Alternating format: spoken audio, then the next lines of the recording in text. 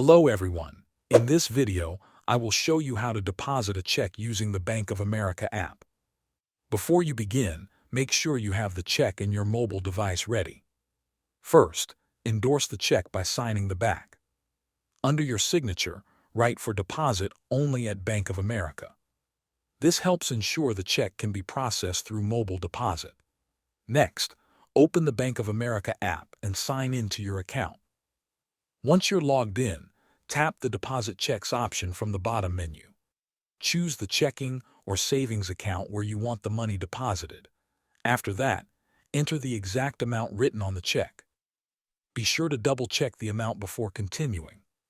Now place the check on a dark, flat surface in a well-lit area. Follow the instructions in the app to take a clear photo of the front of the check.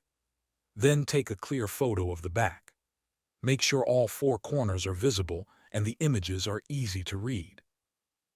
After capturing both photos, review the deposit details carefully. Confirm that the account, amount, and images are correct. If everything looks good, tap Submit to send the deposit.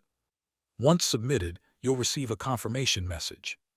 Keep the original check in a safe place until the deposit has been fully processed and appears in your account. Thanks for watching.